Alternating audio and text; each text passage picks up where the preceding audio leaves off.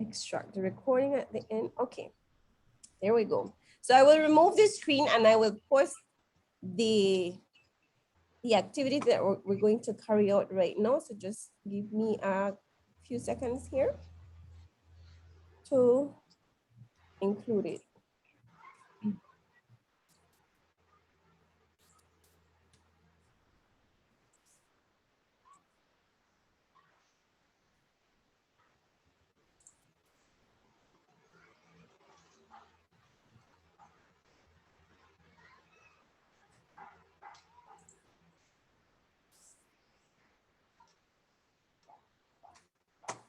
Okay.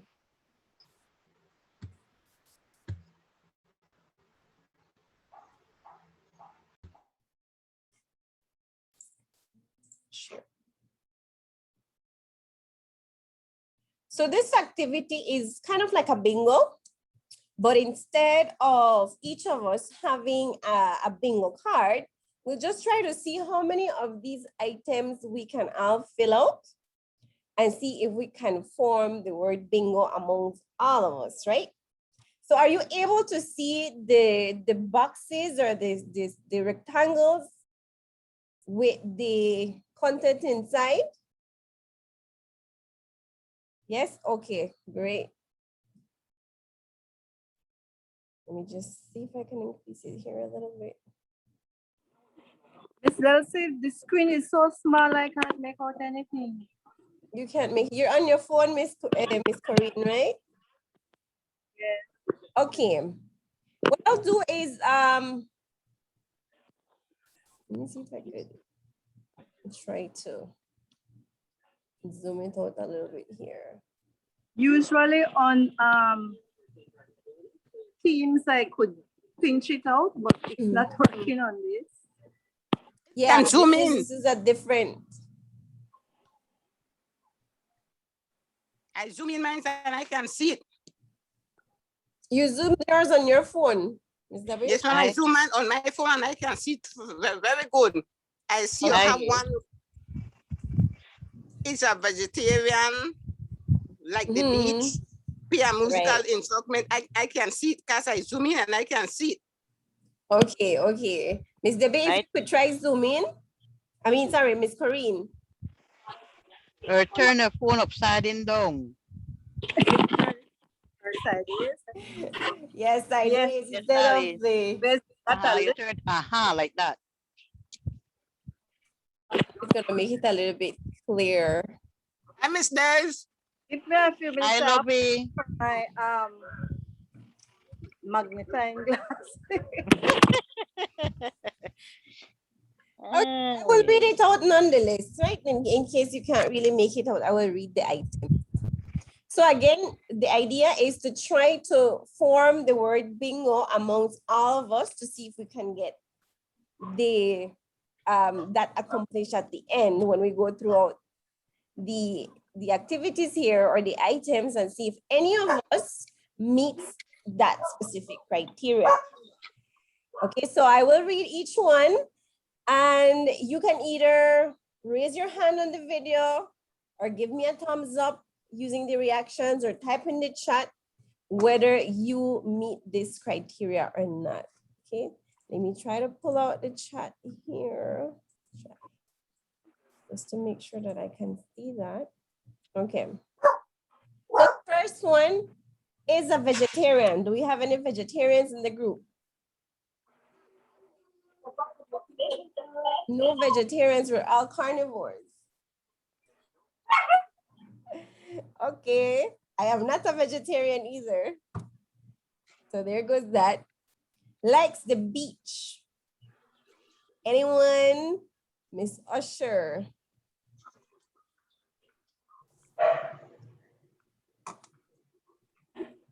Miss Rotilia, you too? Well, my name definitely goes here. So I'll put Miss Rotilia here and Miss Usher. Miss Usher, what's your first name? Sorry. You're muted. Can you unmute yourself?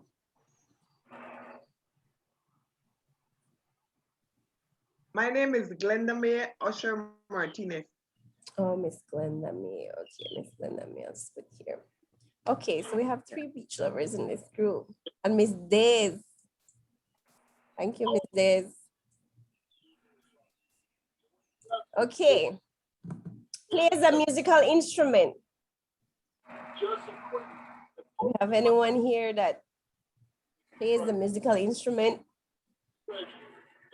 No one. Okay. Moving on. Has built or made something from scratch. I'm not a builder. What are days? What's that? Days do all of that. Miss Days, what you build, Miss? I built a tool's house. A tools. House. A tools. And I know how to install a storage. I man the big. Oh, wow. That's good to know. Very impressive. And I know how to fix your light. What? We have a jack of all trades here then. Yes, ma'am. Good, good.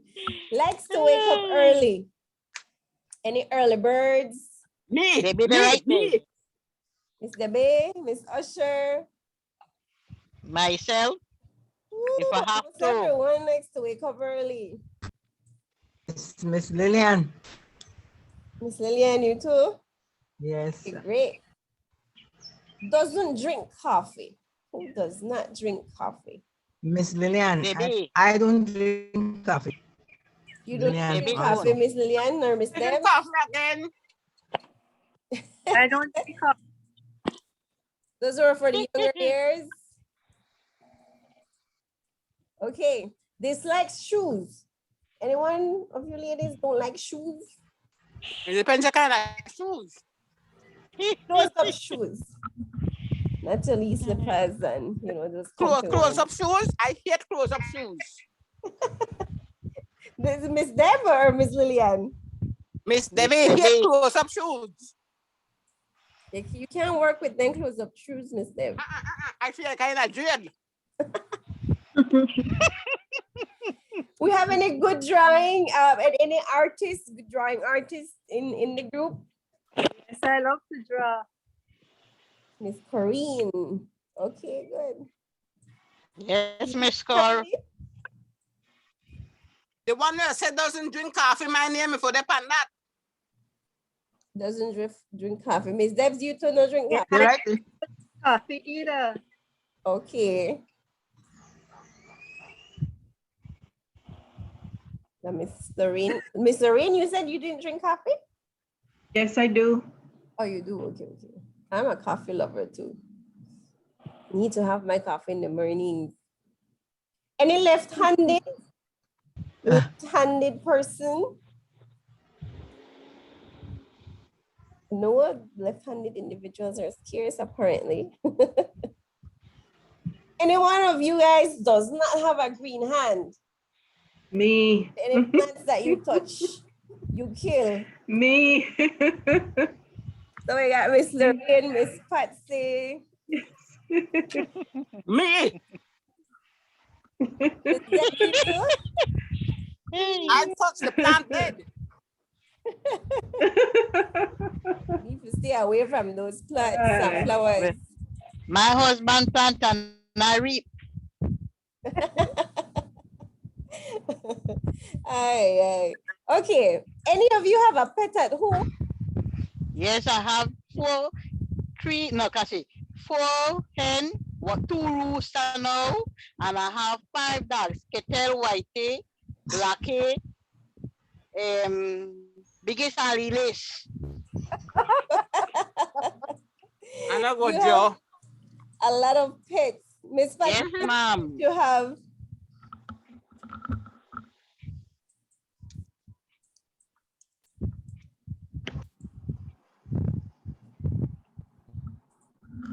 You're muted, Miss Patsy.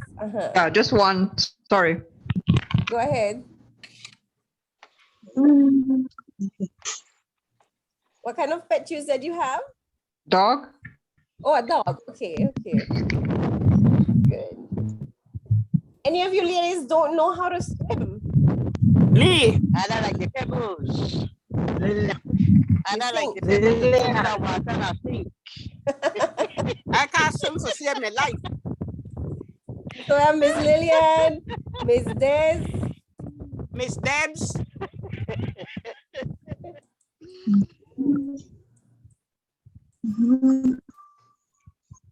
any one of you has lived in more than 2 different addresses? Me. Yes. Yes? Yes. Okay. Yes. Miss Lorraine. This, Miss Usher. Miss Usher. Miss Debs. Miss Debs, they in almost all of them. True, Miss Debs.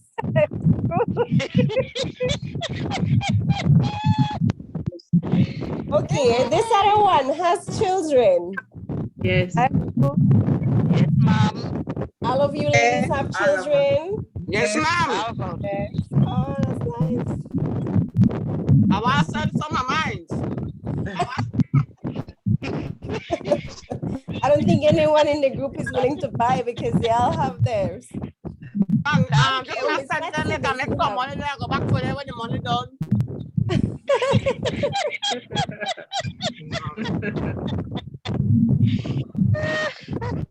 So I'll put here just Miss. Okay. Enjoys reading. Yeah. Wow, we got some good readers here. Yes. Okay. Sorry, ladies, not me. Who does not like to read? Me. I love Miss the Des? bill. I don't have to tell anything with concerning tools. I'll So put I here, Miss love that. Des, no. Not, no book at all. I say the book. I don't have to tell I tremble. Oh Lord. Doesn't eat beef. Any of you do not eat beef? Me. Des. Miss Des, Miss Rutilia.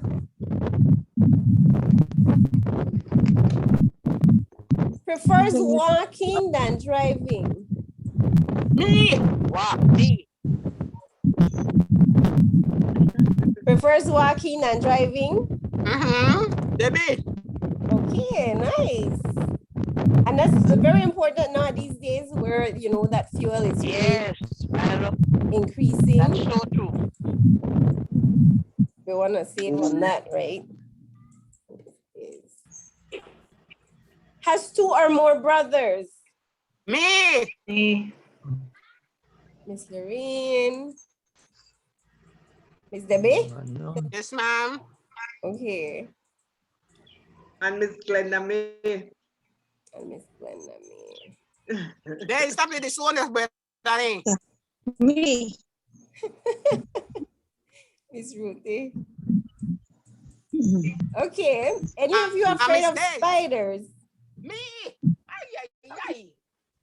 Afraid of spiders. We do have those of you that are afraid of spiders. Pero abierto. ¿Por qué no está miedo? Pero sí le tengo miedo. Okay, I let feel me a just. spider. Sí le tengo miedo. Likes to do gardening for those of you that do not have the green hands. Sorry. You forget Miss Deb. I think you take me for this sometimes, you know. I do gardening. Hold on, Miss I do Deb. gardening. Miss Lillian, you do gardening? Yes, Mom. Miss Okay. Glenda May do gardening too. Miss Glenda May. Miss Glenda. ¿Otros? Miss Lorraine, you do gardening too? No. No? I kill everything in my path. Cannot engage in gardening, true? Okay. Decorates for the Christmas holidays. Ooh, that's my thing. I love it. Oh, yes. Yeah? Oh, yes. Miss Linda. Y'all enjoy decorating for the Christmas holidays. I right? love it. I love it. Super viejito. Me. Miss Deb? Okay. I'm afraid. Yeah. Any one of I have you brothers who don't have yeah. dislike Thank you, baby. chocolates? I hate chocolate. Don't give me no chocolate. I like chocolate. I You love like chocolate. chocolate, Miss Lillian. Ah, Miss Debs not does me, not like sorry. chocolate. Votes every election. Not me. Not me. What, Miss Pat? Miss Pat Caesar. What? Yes. And Miss Ruthie. Okay. So which one of you ladies eats animal organs? So like the chicken liver, No, mom. the heart. Yes, Miss I do. Patsy. I eat the liver, but not I, the heart. I love liver. I do. Well, the Inside. gizzard. Inside. I love the Inside. The gizzard. gizzard. Yep, Yeah. I Inside. do. And I love the liver. Yeah, me too. You like the I liver? don't like liver at all. I don't like that at all. I don't like the organs either. I stick Love to the the organs. meat. Okay, ladies, so I will save this for my purpose. You know, it's a good activity for me to get to know you ladies and get to know a little bit more about what you are about. Because most of during the session, it's mostly discussing content, right? It's not really a little bit more I have personal. brothers too, my dear. Okay, let I me have just brothers save too. this. And I will now bring up the PowerPoint. Okay, so just give me one moment to prepare it here.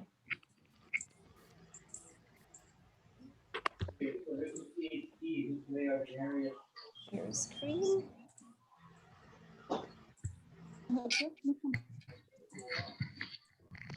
Okay, are you able to see the PowerPoint presentation? Yes. Okay. I mentioned this is module 2 of the digital literacy program brought to you by the National Council of Aging alongside CITO, right? For those of those participants who are new, allow me to introduce the organization I work from, which is the Central Information Technology Office. We are located in Belmopan. There's only one office, which is in front of the niche building, right? So we basically offer technological services to many of the government offices and departments. And one of those services that we provide is training officers. So we in using applications such as Word, Excel, PowerPoint, and I'm the trainer.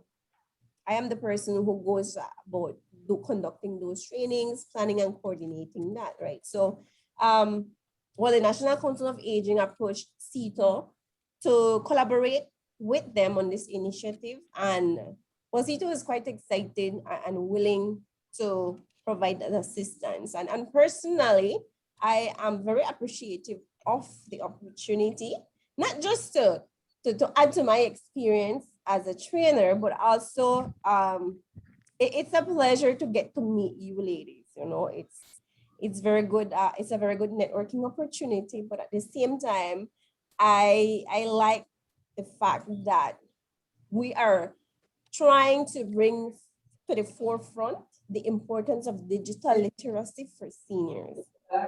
Oftentimes when it comes to internet, that target group or that set of group is left behind because we have the assumption or the understanding that senior people are not really technologically oriented, right? But it's not because, and that's not true, especially within the last year, we were kind of forced to adapt to these new technological advances that are coming up every day. And that is the purpose for this week's session, right? The fact that we are now living online, if I can put it that way. Most of our lives are spent online. And every time we spend online, we leave a digital footprint, right? Every time we visit our website, every time we log into Facebook, or we go into Facebook, or access our emails, or we log into Zoom, every time we're leaving a footprint behind. And it's very difficult to erase whatever we put online, right? And that is what we will cover in this module 2 of the program, which is addressing cyber safety. Okay. But before I proceed, let me just remove this from here. Okay. I just want to do a quick recap with you ladies. And what is it that you remember, or what? Tell me one thing that comes to mind from the content that we discussed in the last module. I think that was like a couple weeks ago, or 2-3 weeks ago. What was it that we discussed? What stayed with you? We could browse the internet even off our phone. You can browse the internet, exactly, via your phone. You don't need a computer. So your phone is like a computer. That's right. Anything else, ladies?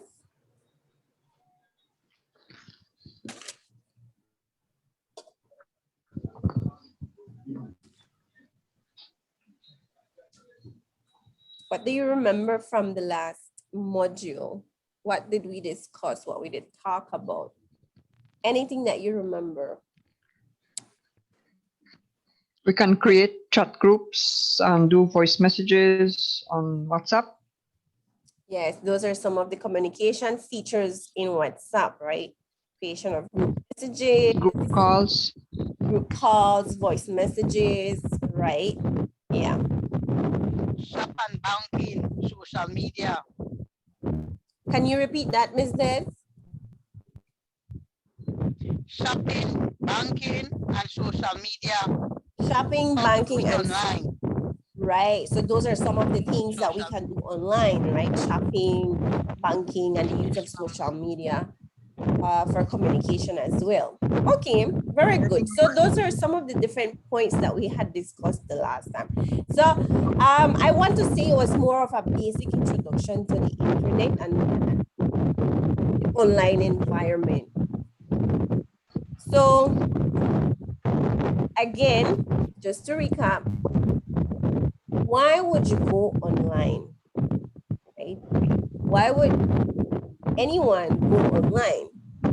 And one of the main reasons is, as of late, we use the internet to stay connected with our loved ones. And we want to communicate with them via Zoom calls, WhatsApp calls, Facebook calls. There are many different options that we can choose from. We also use it to get medical advice or information online.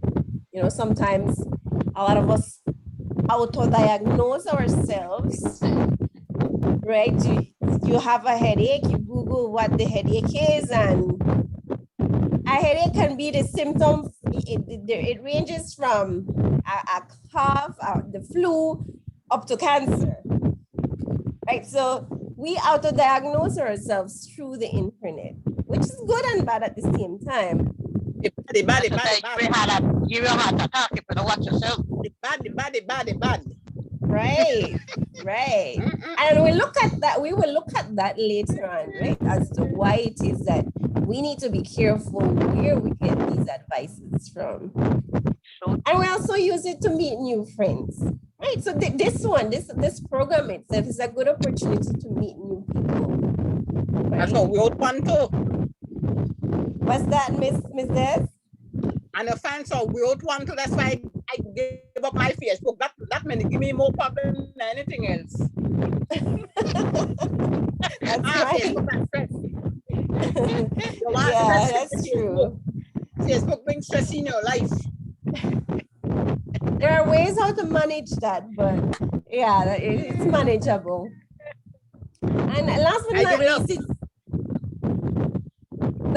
last but not least, it's good for entertainment purposes, right? Some of us use it for YouTube, as Ms. Des said, for social media, and within those applications, we can also even get the news. Yes. So as you can see, there are different reasons why different people go online. But as I had mentioned, every time we do this, we're leaving a digital footprint. So what we're going to look at is cyber safety for seniors. Okay, why is this important?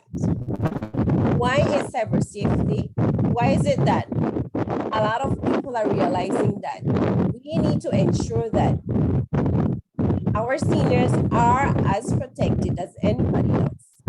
Well, first of all, the hackers, they like to target the most vulnerable victims. Chelsea, 1 minute, please. Sorry, I didn't mean to interrupt, but I put in the group chat, the ladies who are not speaking, if you can mute your mic so we don't get that feedback since we're recording the session. Thank you. So ladies, we enjoy hearing from you, but once you finish sharing, just mute your mic because then we'll have that frying song in the background. And then when we share the recording, you're gonna hear that. Thank you. Thank you, Ms. Rivero. So yes, ladies, as I was mentioning, right, hackers like to target the most vulnerable victims. And why do they think that the seniors are the most vulnerable victims? Because they consider seniors to be too trusting. We're kind-hearted, we're good-hearted. We really don't think, or it's assumed that our seniors really don't think that there's so much bad outside, right, out there online. And also, the reason why they target seniors is because our seniors are not that tech savvy and they don't know what not to click, where not to go. It's difficult they're not able to pinpoint the dangers of online crime, right? So hence the reason why they classify the seniors as the most vulnerable victims. So it's a two-pronged situation where, yes, it has to do with the individual, right? But our responsibility as a society is to empower you, in this case, you ladies, with information, with awareness, so that you are not as vulnerable as others who don't have access to this information, right? So no one is 100% protected, right? And if we look into the internet, you can find a lot of different stories where even smart people, which you wouldn't even think they would fall victims to cyber crimes, they fall to these crimes. So it has a lot to do with, like I mentioned, it's a two-pronged situation where it has to do with the person, but at the same time, we need to be able to inform our seniors of what's there and how to be able to protect yourself, right? So that is what we're going to focus in this module. And there are different aspects to cyber safety.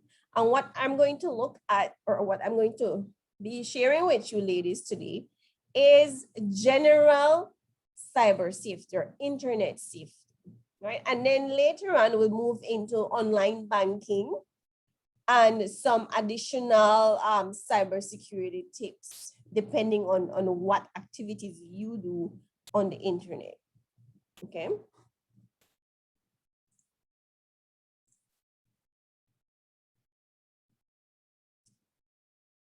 So what I want to bring to the forefront is some examples of the most common scams there are on the internet.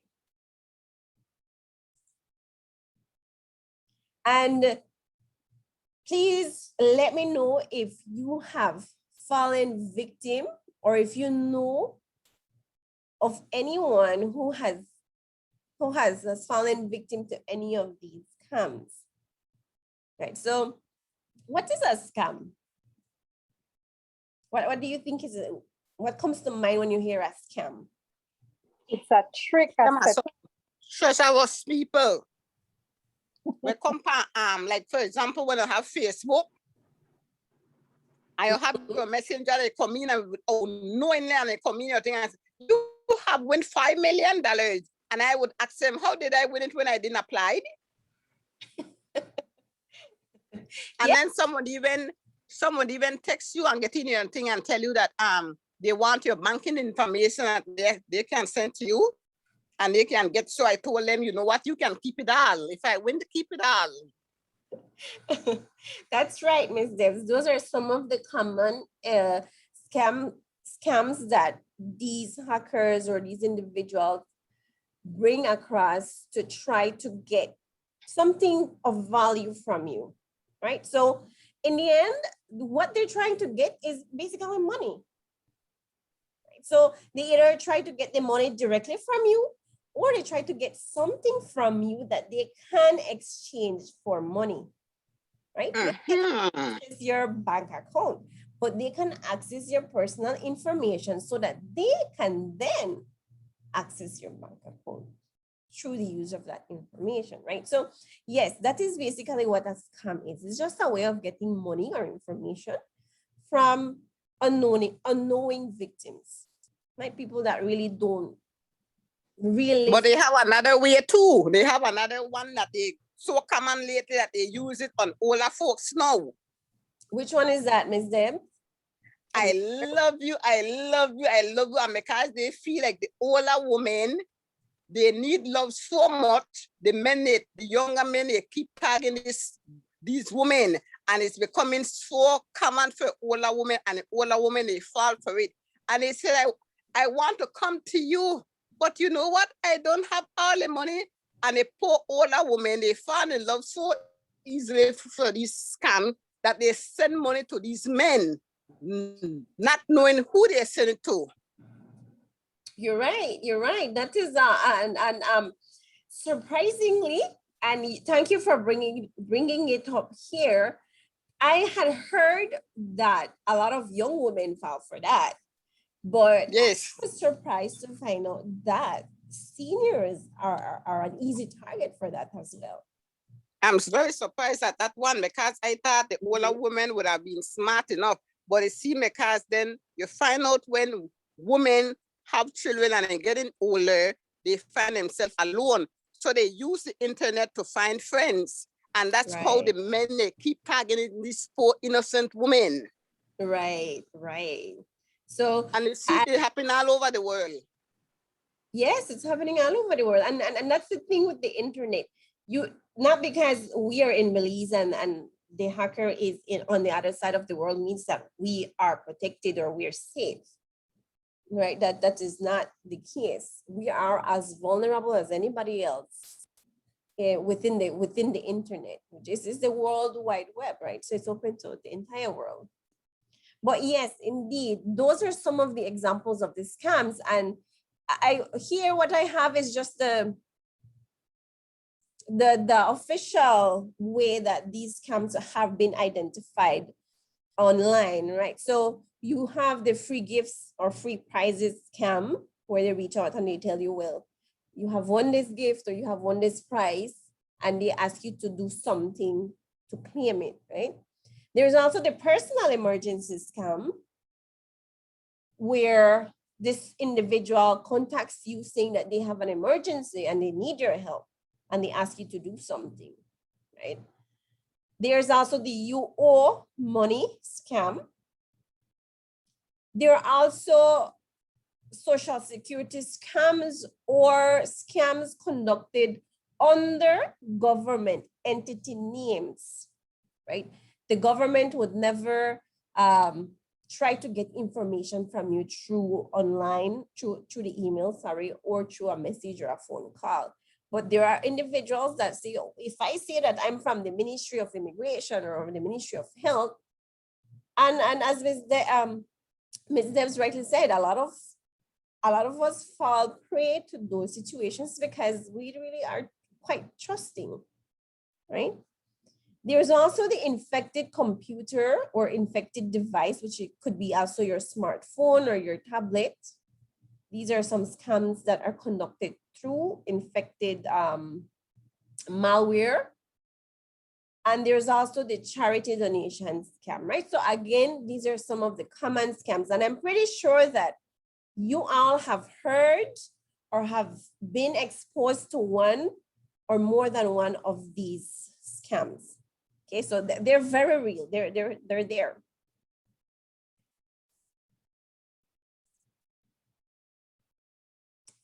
Why do we become victims? And this is again what Ms. Debbie had brought to the forefront, right? The reason why is because when it comes to this scam, there are three aspects to a scam, right? We have the scammer, which is the malicious person. We have what we call the triggers. And the triggers would be the excuses or the story behind the scam. So they would come up with a sad story or an emergency to reach out to the victim, right? So at no point in time will a scam or a scammer come directly to the victim and say, hey, you know what, I want your personal information or give me your banking information.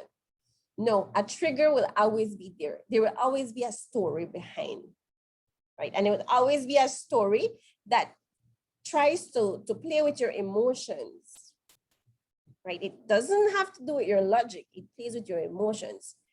So this is why we fall victims, because the scammers know how to trigger victims to give up their information or to do what they want them to do. And you know what they do too? They use children.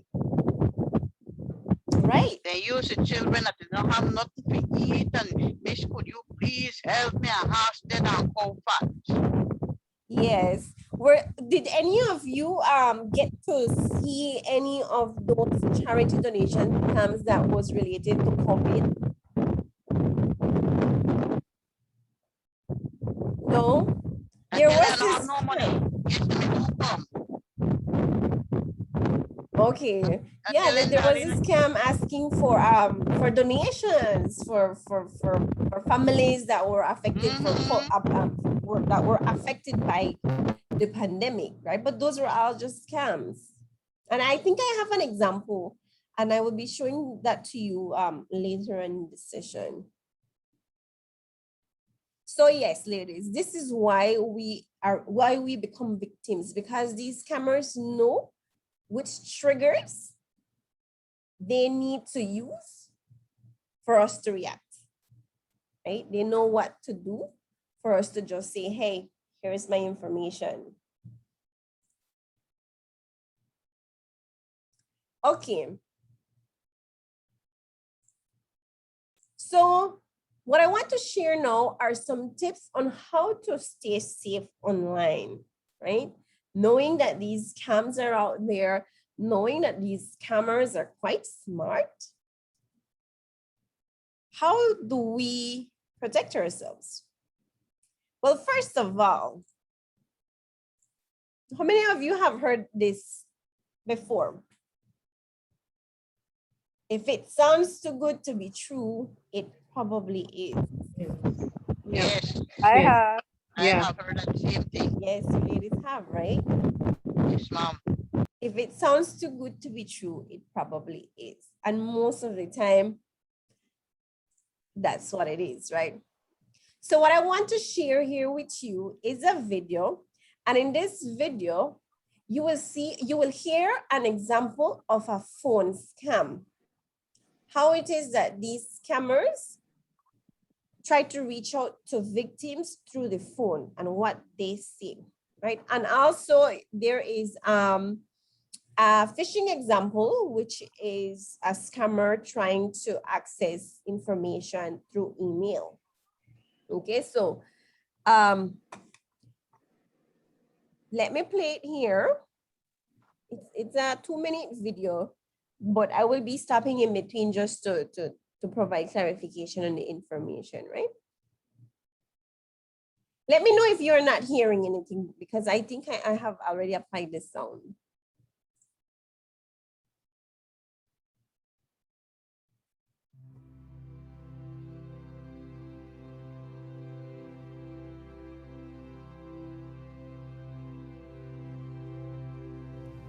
Hello, we're calling in reference to your credit card accounts. There are currently no problems with your accounts. It is urgent, however, that you contact us concerning your eligibility for lowering your interest rates as little as 6.9%. Your eligibility expires shortly, so please consider this your final notice.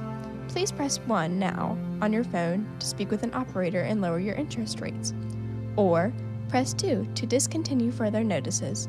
Thank you. Have a great day. Nearly 2.1 to 2.6 million senior citizens are scammed every year by phone calls that sound just like this or are in a similar fashion. Some things and phrases to look out for to identify a scam call could be, you've been... Okay, so here, what it's going to do is to identify some phrases to look out for when or if you receive one of these calls, right? So these are phrases that, you know, just pay attention, because more than likely, if you hear these phrases, it's probably a scam.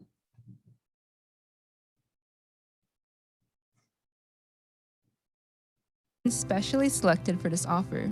You'll get a free bonus if you buy our product. You won the lottery. You trust me, right? If you could just tell us your credit card information, free trial, or any pre-recorded phone calls. Only answer calls from numbers that you absolutely know or are expecting.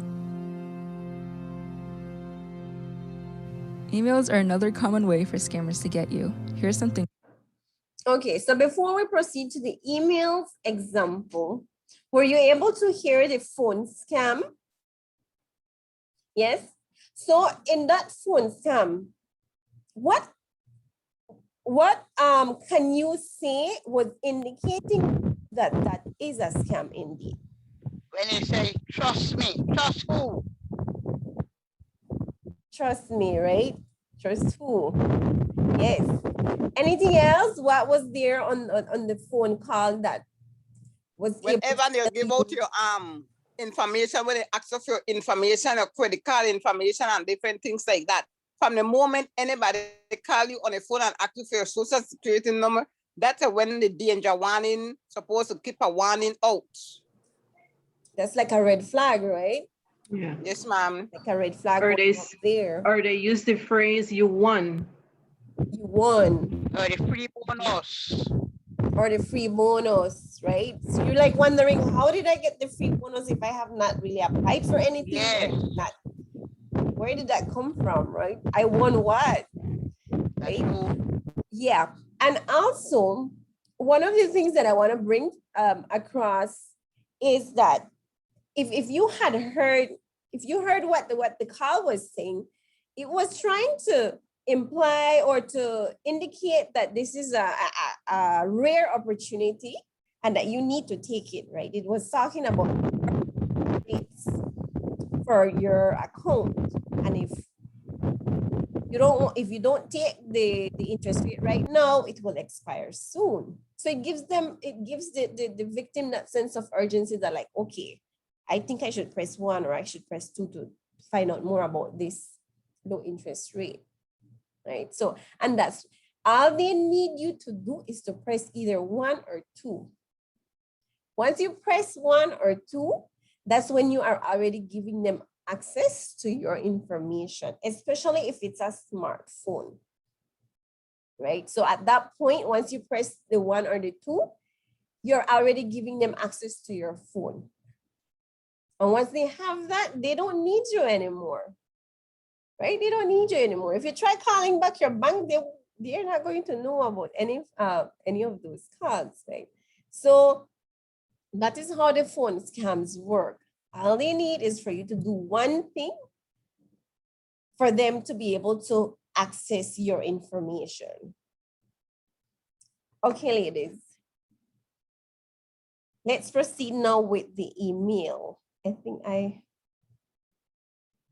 Emails are another common way for scammers to get you. Here are some things to look out for. Many scammers don't know your name, so look for the phrase, "Dear valued customer," or something similar to that. Normal email shouldn't contain a threat, like for example, if you don't fill out this information, your account will be temporarily suspended. In order to be safe with emails, you should delete and block unsolicited emails. Websites are a likely avenue for scammers to get you with various things like ads and viruses. In order not to be tricked by these websites, you should always stay away from any side ads on websites. Don't go to sketchy URLs. Look for the secure padlock icon before your URL at the top and double check to make sure the URL is correct. For example, you might think you are logging into Facebook based on the screen, but it could be a totally different URL than you think. You should also avoid sharing your passwords with people you don't know. For further protection, antivirus softwares can detect and delete viruses from your computer. Texts from unknown numbers that are trying to sell you things or are trying to obtain your personal information are never trustworthy. Never reply to these texts and delete it from your phone. Legitimate businesses will never ask for your private information over text. Don't ever click on any URLs that they send, and don't call any numbers provided in the text message.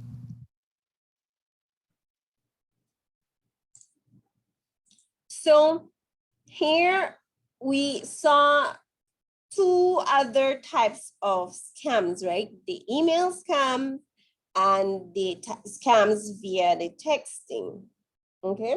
So the email scams are what we call phishing scams, right? It's like the phishing activity, but it's spelled PH instead of an F, because the connotation behind it is that scammers are trying to hook victims to their scam, right? But to bring across what the video was talking about when it comes to phishing emails, I have an example here. And I will read out the email so that you can identify what about this email can give you that red flag that it is a scam, right? So, of course, there are other aspects that you will need to look at with a keen eye, but most importantly, read the email, the content in the email, right? So here it says, "My name is Peggy Altman, the personal assistant of Miss Doris Buffet, a philanthropist and founder of a large private foundation. She is on a mission to give it all away while she's living.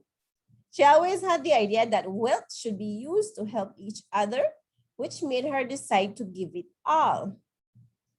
Kindly acknowledge this message by replying, and I will get back to you with more details." And then it proceeds to say, read more about her, and gives you a link or a URL to go and if you're interested in reading more about her, right? Okay, so ladies, tell me, what about this email brings out that red flag to you? As you shared earlier, that anything that is too good to be true, you should not gravitate to it. And this indicates that if this is too good to be true, who will be giving away all they have while they are living? Right. That's an indicator. That's what it says, right? So that brings out that red flag, like, right. I don't think anybody will really give their word. Right. Okay. Anything else that you noted here?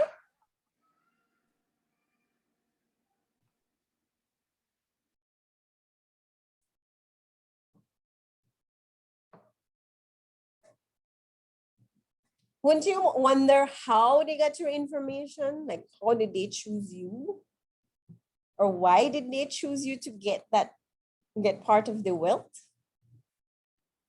Right, so I will want to know how they get my email. That's a good point, Miss Debbie. Can any one of you ladies answer that? How did they get your email? Do you have any idea how they got your? I think somebody give it out. Somebody's giving it out. Yes. Maybe you Especially when unintentionally gave them No, something. it could be most of the time, if you not be careful, sometimes you accidentally apply to things without knowledge of knowing what it is. Right, and they have And to figure the email moment you click on, the problem start whenever you get an unknown email that you do not know of. You want to open it, and the moment you open that email, that's where the problem get. You give information to them without realizing what you have done. Okay. Yes, that's a way. Yes, Miss Corinne, you were saying? sometimes you are trying to purchase something or apply for something online, maybe a free cookbook for a diet something, and then they would ask you for your email and you give it to them. Right, right. You remember when back in when we were looking at module 1, we spoke about your email being your digital identity. That is what identifies you. So you want to open a new account, it asks you for your email. You want to access a new application, it asks you for your email. Anything you want to do, they ask you for your email, right? So unknowingly, once you give it to them, they send that information to people, because there are people who want to purchase emails. Not everybody will get it, will try to access your email from malicious intent. Sometimes they want to market their products.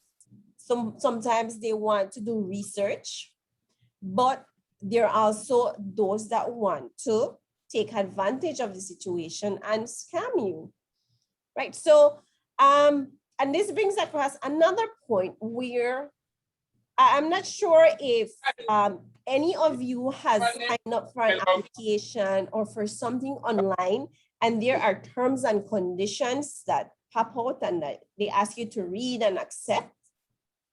Okay, so have any one of you literally read any terms and conditions? Like you could say you read all of it and you were satisfied in agreeing to those terms and conditions? No. No, ma'am. Me either. I am guilty of that. I don't read it because I trust. I'm like, I don't think Facebook would do that, or I don't think a well-known organization would do that, right? But that is, again, a trigger. We are too trusting. So within those terms and conditions, some of the organizations throw in those fine lines that you are giving them permission to sell your personal information. And once we agree to those terms and conditions, we cannot really hold them liable to giving out your information, because indirectly we have given them permission, right? So it's a little bit, if I'm just saying, if for some reason you feel like you need to go and read the terms and conditions, go ahead and do so, because there are certain things that talk about your personal information there. So yes, that is how they get your email. And that is how you will be able, you are more susceptible to receiving phishing emails, right? And here, nowhere in this email is it personalized to you, right? At no point in time, at no point in time is it saying, dear Miss Patsy, or dear Miss Ball, or hi, Miss Josephine. It is so vague, right? So again, these are red flags for you to realize that they are. From the beginning, it's a red flag. From the beginning, it's a red flag. From the time it mentioned my name is Miss Peggy Atman. Right. People don't really introduce themselves like that on email. And they give you a link. The other red flag came from the bottom part that said, read more about her. HCPP, red flag right away. Right, right. So when they give you a link, what this does in the background, once you click that link, it's like you are clicking on permission. All the information go to them. Right, right. So it's kind of like you're opening the door to your computer to them by clicking that link. And you don't realize that, right? You're like, okay, it looks like a link. It looks legitimate, but it is not, right? So ladies, again, as I mentioned, just be wary of which URLs you're clicking, which emails you're reading, and be alert as to what information is being asked here. What are they asking you to do? What actions? It's like, you know, don't do things online that you wouldn't otherwise do in the physical world, right? Miss Peggy Atman can walk up to you and say, you know, Miss Buffet wants to give out her money. Do you want some? You will automatically get some. You wouldn't believe it either, right? So why would you believe it online? Okay, so this is an example again of a phishing email. It will not always come this way. It can also be asking you for your, like in the previous example, it will be asking you for credit card information. It could be asking you for your personal information. It could be asking you for a password. And so again, those are other red flags. Sincerely. No organization, no legitimate organization will ever ask you for specific details such as passwords, usernames, credit card number, bank account number. No, they will never do that, right? So if you receive one of these and you have an inkling that it may be legitimate, pick up the phone and call your bank or call the friend if it's a friend, right? Because sometimes they will come, these emails will come from an email address that it looks like it's from one of your friends. Yeah? So again, this is an example of a phishing email. And the other example that the video was portraying is the scam via text. For you ladies who have WhatsApp, have you ever received one of those scam messages from WhatsApp? No, ma'am. I usually get the phone calls, Miss Delcy. Or the phone calls, right? Yes. You can see the phone call is coming from an international number. Have you all gotten that one? I know that one was common. Yes, I get that Yes, one ma'am. already. We always get that one. Did any one of you answer the phone call? No, ma'am. No. I don't know I that. got a text from the regular, like somebody would text you on your telephone, and it said it was from Digi, and it gave me a number to call, and I called the number, but because my phone wasn't working, I had called the 119, and then I mentioned this text, right? And I told him that this person said I had asked to change my username. And I said, but that's not true. I didn't do that. And then the guy on the phone from the real Digi told me I wasn't supposed to answer them, that it was a scam. But I had already called them, sent them a text to say that wasn't me. Okay, okay. Yeah, and this is a very good example where I said that these scams will come through the name, or they will be using names of legitimate organizations or legitimate people where you think, well, Digi is an actual company, right? So yeah, but you not think it's a scam. So Miss yeah. Delcy, if I could just add there for the ladies who have that experience with the WhatsApp calls where they message you, a lot of times it's to steal your information, which is your phone number and your profile photo, and where you live, like for example with WhatsApp. And now what will happen is that they would use that on another one of those social communication apps. So once you respond, it's your information that they're taking. So you might feel like, okay, well, nothing happened. And then you find out that either your Facebook account has been hacked or your WhatsApp has been hacked because that information has been stolen.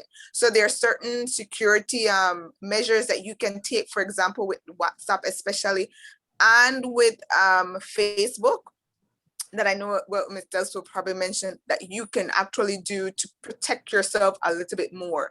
The one thing with the internet is that when you put your information out there, some of these social media accounts or these sites sort of make some of your information public, right? And we agree to it once we start to participate or use these things.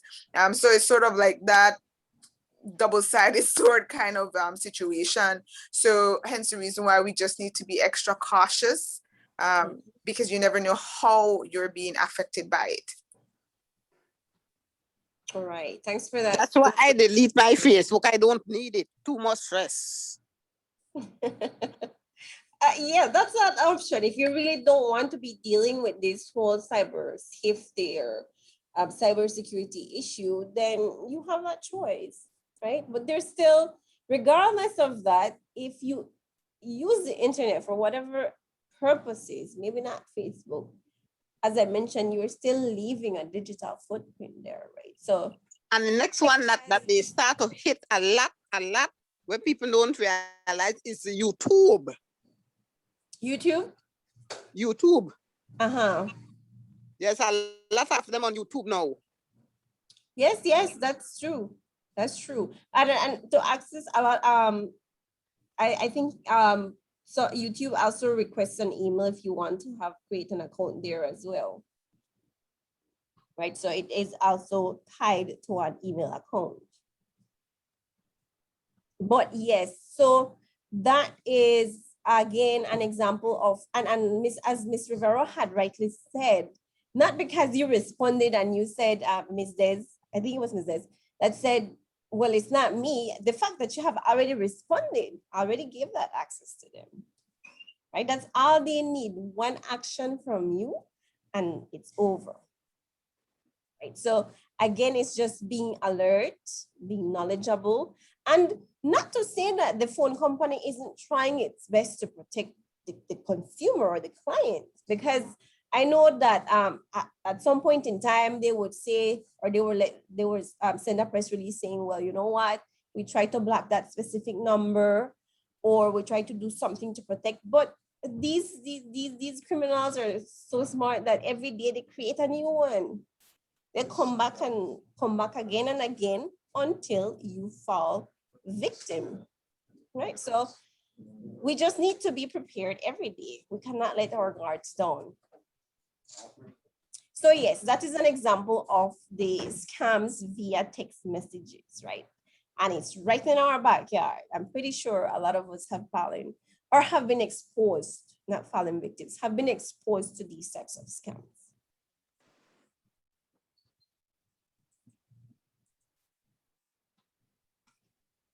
Okay, for my fellow Facebook users, right?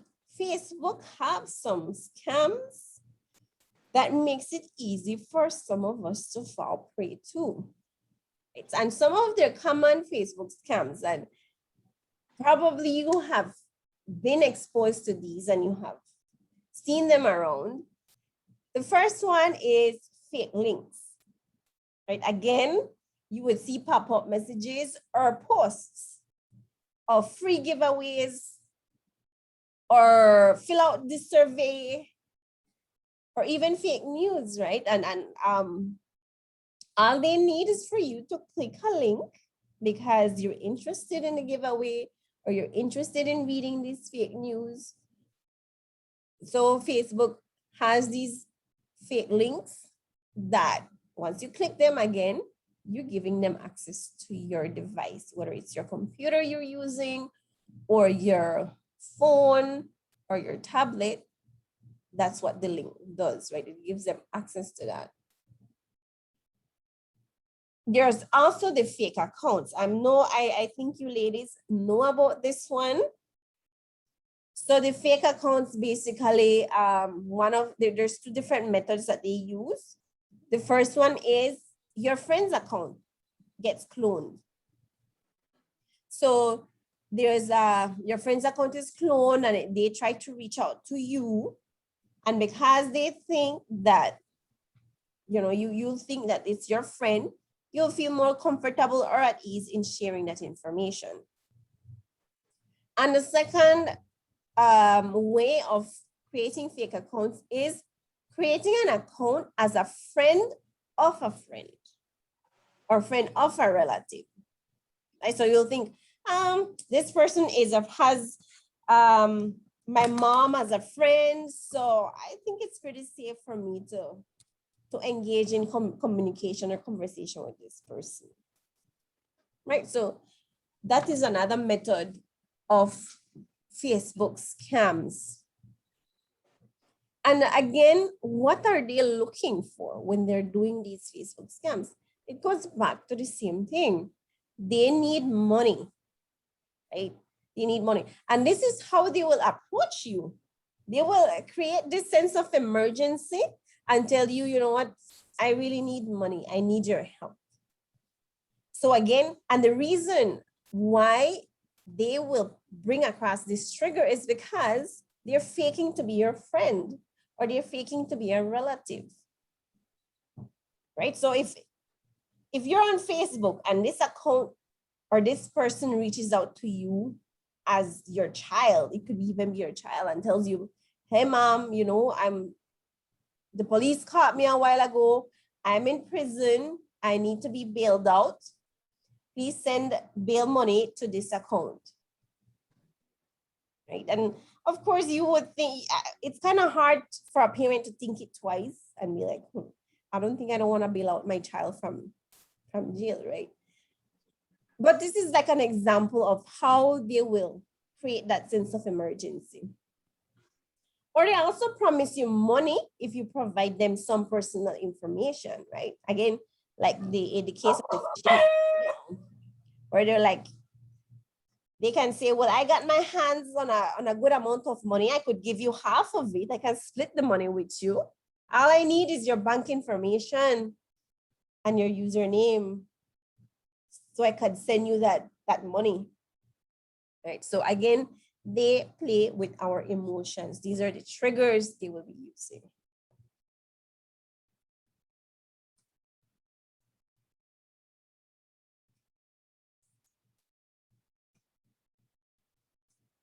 Okay, so I have an example of a Facebook scam, and this is a testimonial of a Facebook user explaining how she fell victim to this Facebook scam, right? And listen to her story because it brings across that trigger part that I was talking to you about, how it is that they got her involved and willing to participate in this scam. So let me play this testimonial.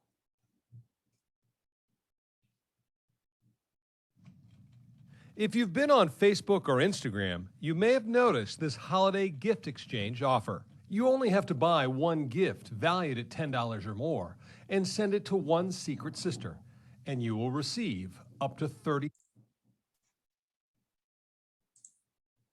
Sorry, ladies. If you've been on Facebook or Instagram, you may have noticed this holiday gift exchange offer. You only have to buy one gift valued at $10 or more and send it to one secret sister, and you will receive up to 36 in return. It seems to be along the same lines as the Secret Santa, except it's with social media.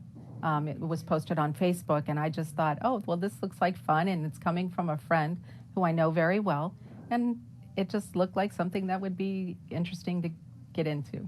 But when Mary mentioned secret sister to a coworker, she quickly learned otherwise. Oh, that's a scam. That's something that, is, not legal, and you need to not be involved in that. Fortunately, Mary never sent anything to anyone involved in the scheme, but she was disappointed. I thought it was something personal. I had seen that her family and some of our mutual friends had responded to it, so I really thought that this was something just between friends and family. Postal inspectors say the scam is similar to a chain letter or even a pyramid scheme. Some people may receive gifts, but for everyone to receive what they've been promised, new recruits must constantly join the group. It's mathematically impossible to sustain. Postal inspectors say be skeptical about anything you see online. They also play with your emotions. They tell you it's for example, a secret sister gift exchange. It's a great thing to do with your girlfriends online, and you have to keep it secret so that you can benefit off of it and other people don't. Don't let these schemes play off of your fears and your emotions. Make sure that you do your research first.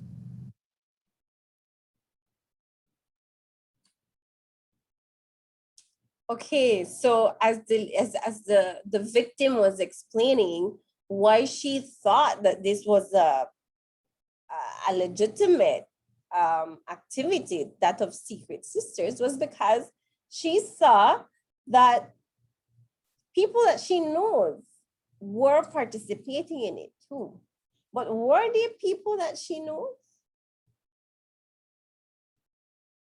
They probably weren't. They were probably fake accounts using the names of people that she knew, right? Again, it's just playing with emotions and giving that sense of trust to the victim for them to fall prey. These hackers are very smart. These hackers are hackers by trade, right? They're probably, that's all they do day and night. So patience is something that they really are strong on. They really have a lot of patience. So they won't be rushing you to get your information. They'll find a way. But we are smarter than them, right? We're smarter than them. Okay.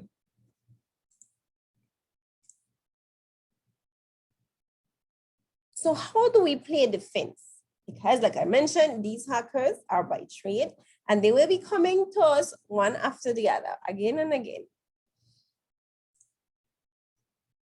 So a few things to remember, ladies, especially those of us that are on social media, right?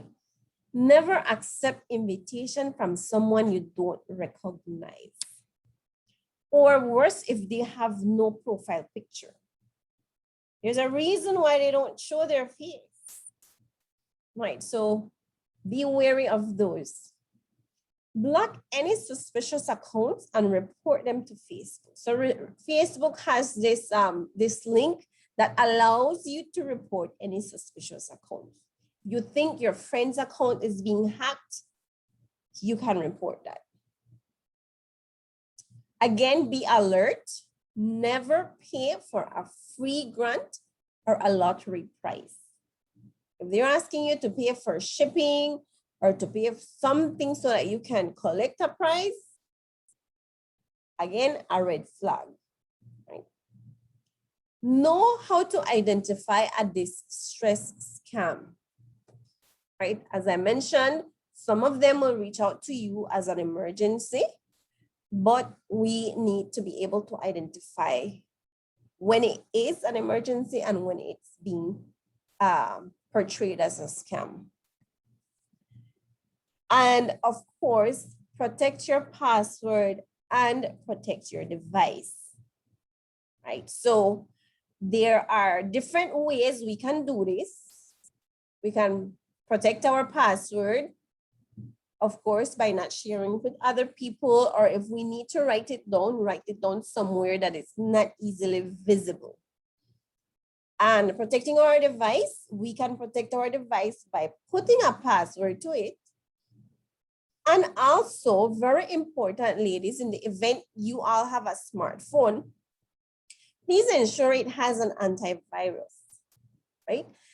Installing an antivirus on your device will go a long way. This will help you protect from links that will want to install any malware or any of these viruses on your device. So if you don't have an antivirus, remember you have a mentor ask your mentor to help you download one. It's very important to have one. Ms. Delcy, one of the things that always puts me on alert too is when somebody who is already your friend sends you a friend request. Right. Right. So you think, right? Why would someone I'm already a friend with send me another request? So that's a red flag. That means a new account was created and it may not be a legitimate account. So Ms. Dells. What you can do is, yes, Ms. Lorraine, sorry. Sorry, excuse me a minute. Please go back on the last information and the one finish right down. This one? No, and Okay. Yes. Thank you. Sure. Yes, Ms. Corina, as I was saying, so in situations like that, again, as I had shared before, feel free to call your friend and be like, hey, did you really send me a friend request? Did you create a new account? Because I just saw it. So just verifying against safety purposes, right? Never feel ashamed, ladies. These hackers have no feelings. So don't feel guilty in saying no to any of these scams. Don't feel guilty in deleting these emails. Don't feel guilty in not donating to their charity, right? Because at the end of the day, they will not feel sorry for you. So again, just develop this no attitude when it comes to these scams. You got it, Ms. Lorraine? Yes, thank you very much. Okay, sure. Okay, and it's not too much to repeat again, ladies. Banks will never ask for information over the phone or via email. That will not happen. They might send notifications, but that's it. They will not ask for information.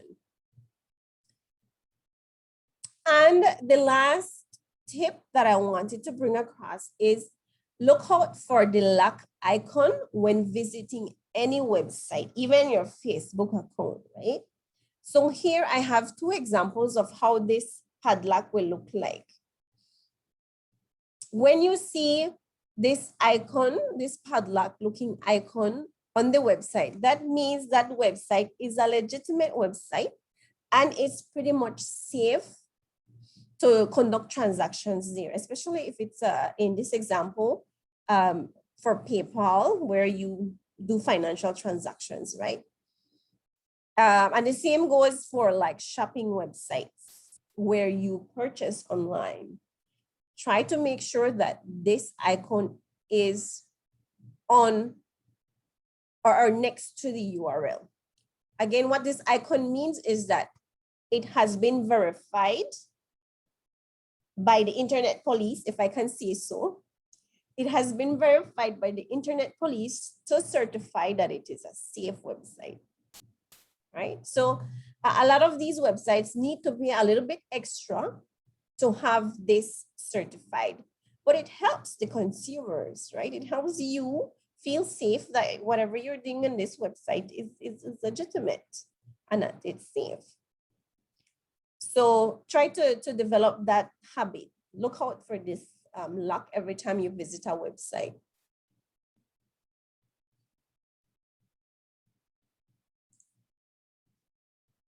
Okay.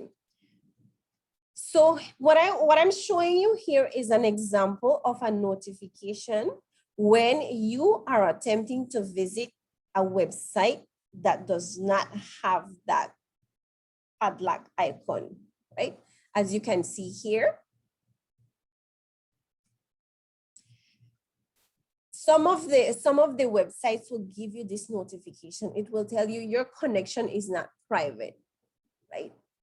Now, what this means is that it's just a warning. It is telling you it may be risky. People can try to steal your information. It doesn't mean that there's someone actually trying to, right? But it's just a warning.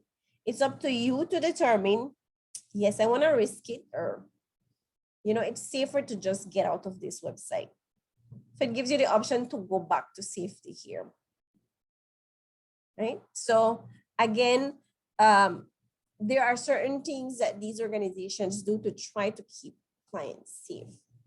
Okay, so if at any point in time you get any notification like this, just know that it's a warning and you have the choice to go back to safety or exit that website.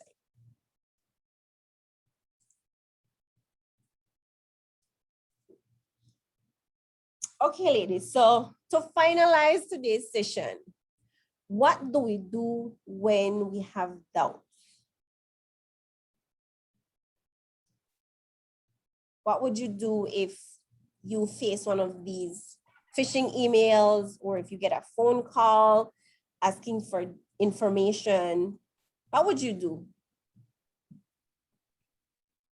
If it's a phone call, like for example, the first one that you mentioned had a digit, I will not reply to what they sent me. I would call the company myself. Okay, great.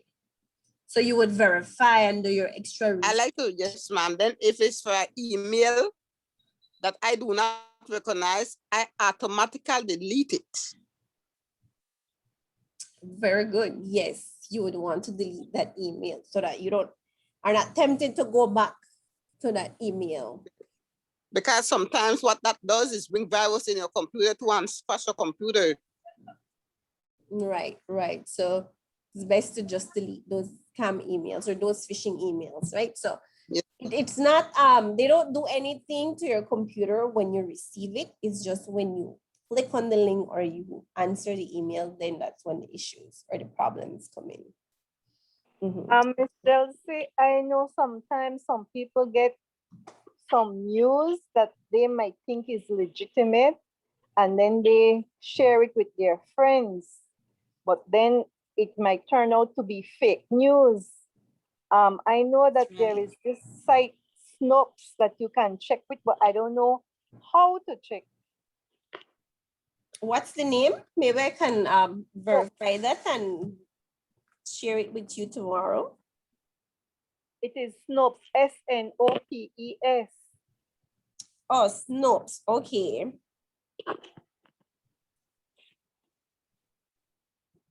Okay, yes, and there are other websites or links that can help you verify that.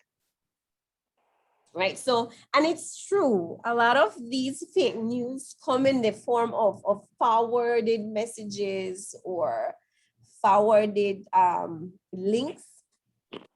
And that is, a lot of us are like, oh, I want to be the first one to let my friends know of this breaking news. So I'll just forward it as quick as I can before even verifying the correctness of that news or the accuracy of that news. And many of the times you realize that those are just fake news, right? With a purpose behind. I mean, nobody just for the purpose of having fun creates a fake news and sends it out. There's a malicious purpose behind that. So yes, that is another way as well, Miss Karine.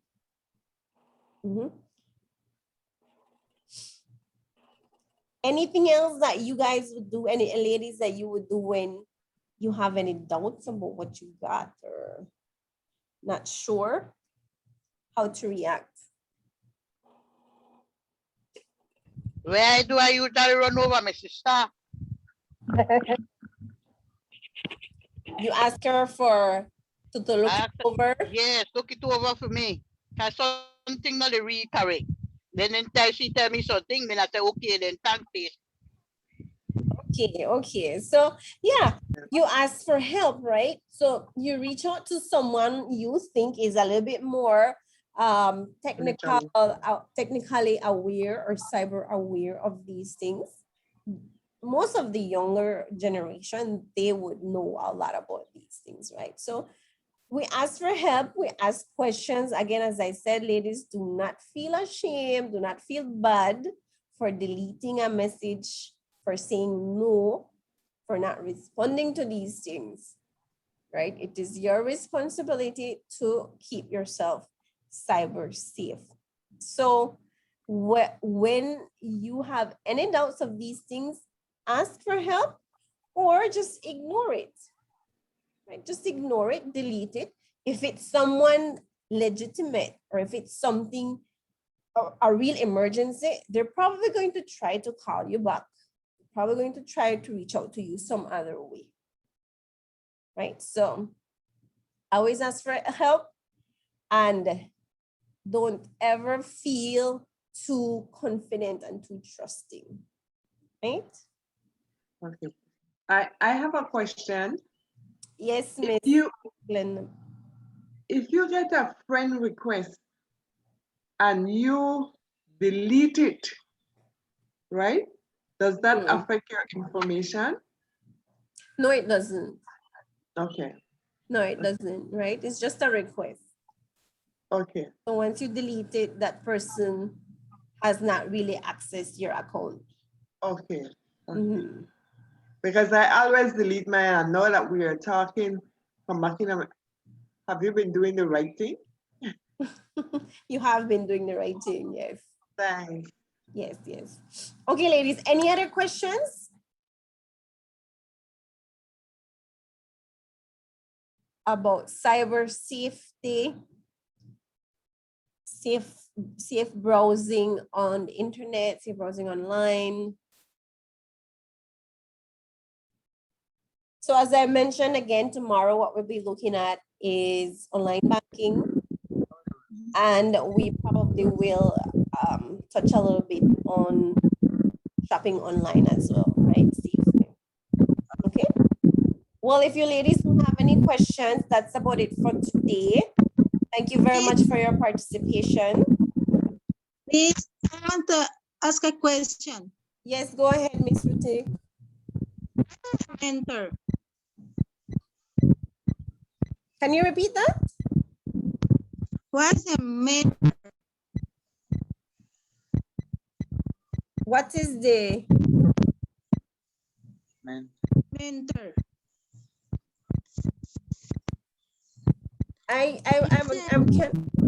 She's asking what is the mentor, I think we still see.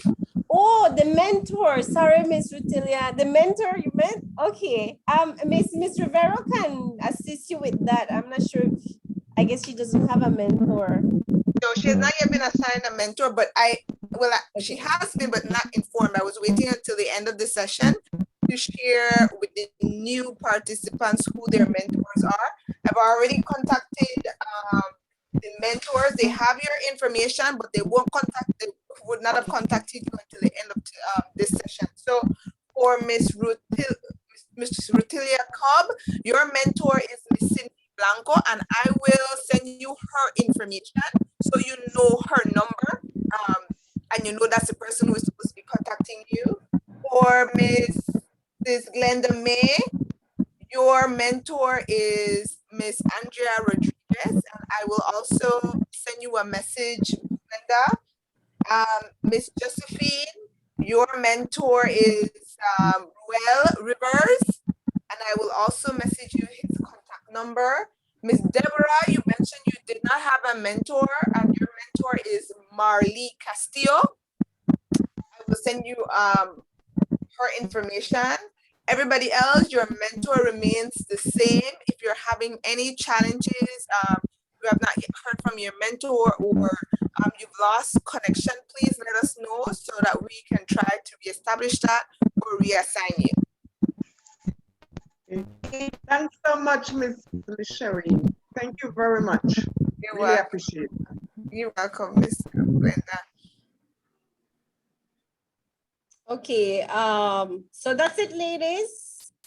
That's it for today. It's been a wonderful afternoon, and I will see you all tomorrow again at 2 p.m. Same link, same time. Okay? Thank you, Miss Delcy. Thank you all, and have a good evening. Same to you, Miss Delcy. Good evening. Bye-bye. Thank you. Bye-bye, everybody. Bye. Bye, everybody. Bye. Bye-bye, everybody.